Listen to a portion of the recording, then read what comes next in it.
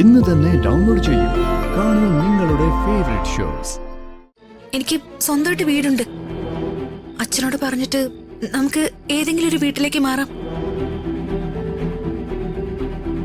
അയ്യോ, ഞങ്ങൾക്ക് നിങ്ങളുടെ ആരുടെ ഒരു ഔദാര്യവും വേണ്ട, വീടും വേണ്ട. സഹായിച്ചതിനൊക്കെ നന്ദി. നാശം. ആ രമ്യക്ക് നല്ല ഡാൾഡ പോലെ ഇരിക്കുന്ന ആമ്പിളരെ ഞാൻ കൊണ്ടുതരാം. ഈ കല്യാണം നടക്കാത്തത് നിങ്ങളുടെ നന്മയ്ക്കാണെന്ന് കരുതിയാൽ മതി. അതെ, ഞങ്ങൾ ഓടി നടന്ന് വീട് ഒപ്പിക്കാം. ഒരു വീട് കിട്ടുന്നത് വരെ ഞങ്ങളോട് ഇവിടുന്ന് പോവാൻ പറയല്ലേ. എനിക്ക് ഈ വക വർത്തമാനങ്ങളൊന്നും കേക്കണ്ട. എനിക്ക് എന്റെ വീട് ഒഴിഞ്ഞു തരണം.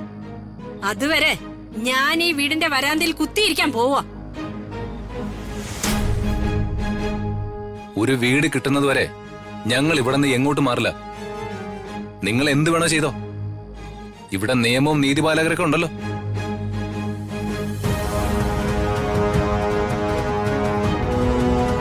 ക്ഷമിക്കൂ രുക്മിണി, ഒരേ ഒരു ദിവസം കൂടെ ഞങ്ങൾക്ക് താ. ഈ രാത്രി ഞങ്ങൾ എങ്ങോട്ട് ഇറങ്ങി പോവാനാ? നാളെ വൈകുന്നേരത്തിനുള്ളിൽ ഞങ്ങൾ ഇവിടുന്ന് പൊയ്ക്കോണം. ഒരേ ഒരു ദിവസം കൂടെ മാത്രം.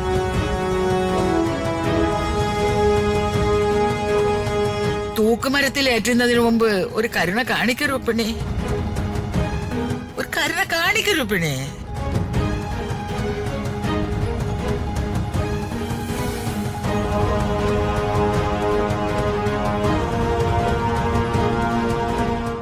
ശരി,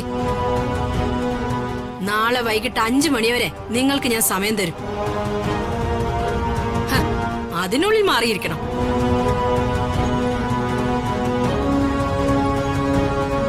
ഇനിയുള്ള എന്റെ വരവേ ഇങ്ങനെ ആയിരിക്കില്ല.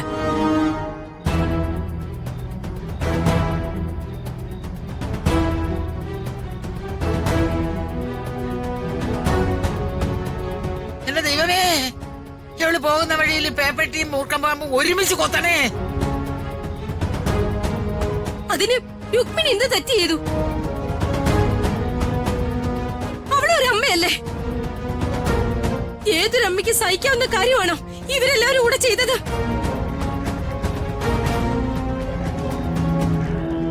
ഞാൻ തീരുമാനിച്ച പോലെ നടന്നിരുന്നെങ്കിൽ ഇങ്ങനെ എന്തെങ്കിലും ഉണ്ടാവുമായിരുന്നോ?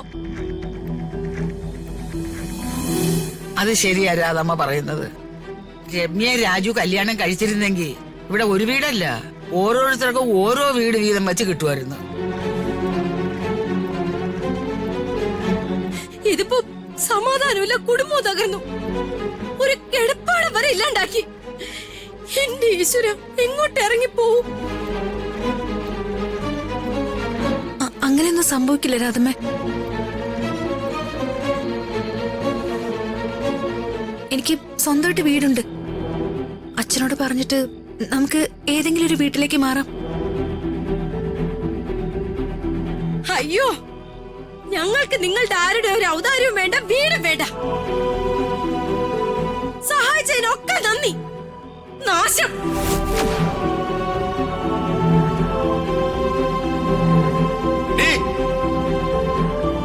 മതിയാക്കടി നിന്റെ അമ്മായിമ്മ പോര്.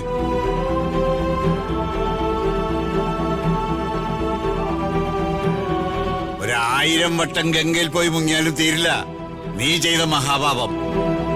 നീ അനുഭവിക്കൂടി.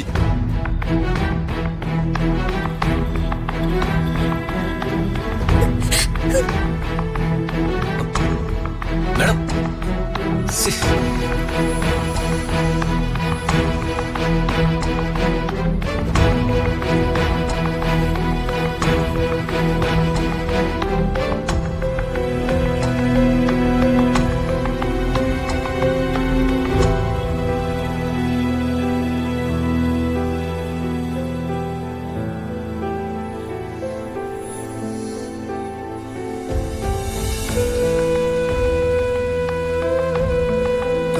മേഡം, ഞാൻ എന്ത് ചെയ്യാനാ മേഡം? അമ്മയുടെ ടാർഗറ്റ് ഇപ്പൊ ഋതിക മേഡോ. എന്തിന് ഏതിന് കുറ്റക്കാരി ഋതിക മേഡോ. ഞാൻ പറഞ്ഞത് വളരെ സിൻസിയർ ആയിട്ടാണ് രാജു. ഈ വിവരം എന്റെ അച്ഛനോടോ അമ്മമ്മയോടോ ഒന്ന് പറഞ്ഞാ മതി. അപ്പൊ നമുക്ക് സ്വന്തമായിട്ട് ഒന്നോ ഒന്നിലധികമോ വീട് തരും. അതൊന്നും ശരിയാവില്ല മാഡം. അതും അമ്മമ്മ പറഞ്ഞിട്ടുണ്ട്. മീനുങ്കളുടെ ക്യാരക്ടർ ആയിരിക്കും രാജുവിനെന്ന്. ജോലി ചെയ്യുന്നതിന്റെ കൂലിയല്ലാതെ ആരുടെയും ഒരൗദാര്യവും മീനുങ്കൾ സ്വീകരിക്കില്ലെന്ന്. മീനുങ്കളുടെ മകനല്ലേ രാജു. രാജു അങ്ങനെ തന്നെ ആയിരിക്കും എന്ന് അമ്മമ്മ പറഞ്ഞു. രാധമ്മ എനിക്ക് നോക്കാൻ തന്നെ പേടിയ. ഇത്രയും വലിയ തെറ്റാ ഞാൻ ചെയ്തതെന്ന് ഞാൻ ഇപ്പോഴറിയുന്നു. മാഡം എന്ത് തെറ്റ് ചെയ്തു? തെറ്റ് ചെയ്തത് ഞാനാ. പണ്ടേ ഈ വാടക വീട്ടിന്ന് മാറി താമസിക്കണമായിരുന്നു. ആ രമ്യയുടെ ശല്യം അന്നേ ഒഴിവായിരുന്നു. രാധമ്മ ഇങ്ങനെ ആവുമെന്ന് ഞാൻ ഒരിക്കലും പ്രതീക്ഷിച്ചിരുന്നില്ല. രാജുവിനെ മനസ്സിൽ സ്നേഹിച്ചുകൊണ്ട് എവിടെയെങ്കിലും ജീവിച്ചാൽ മതിയായിരുന്നു. ഞാൻ ഇങ്ങോട്ടൊരിക്കലും വരില്ലായിരുന്നു.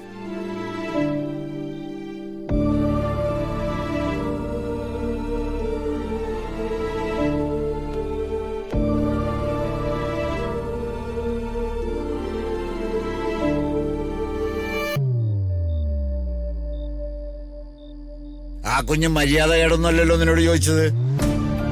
അച്ഛനോട് പറഞ്ഞ ഒരു വീട് തരൂന്നല്ലേ പറഞ്ഞുള്ളൂ. എടേ, ആ ചോദ്യം അവരുടെ പാരമ്പര്യത്തിൽ നിന്നുണ്ടായതാ. അതാണ് അവരുടെ സംസ്കാരം.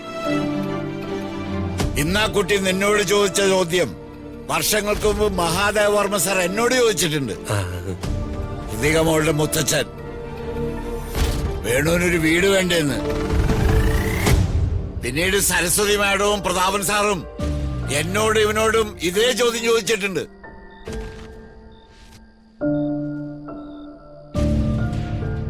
ഔദാര്യം സ്വീകരിക്കാത്ത അഭിമാനികളായി പോയത് ഞങ്ങളുടെ ശരി.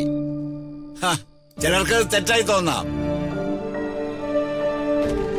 അവർ ചോദിച്ച ചോദ്യമേ ആ കുട്ടി നിന്നോട് ചോദിച്ചിട്ടുള്ളൂ. അതൊരു തെറ്റാണോ?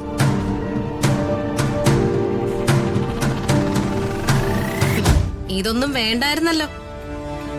ആ രമ്യയുടെ കഴുത്തിൽ ഒരു താലിച്ചരട് കെട്ടിയിരുന്നെങ്കിൽ ഈ വീടും മാറണ്ട, ഈ വീട് സ്വന്തം ആവുമായിരുന്നു. അത് ശരി. അതെന്താ വെച്ചാ അവള് പറഞ്ഞ കറക്റ്റ് അല്ലേ? കറക്റ്റ് ആണല്ലേ?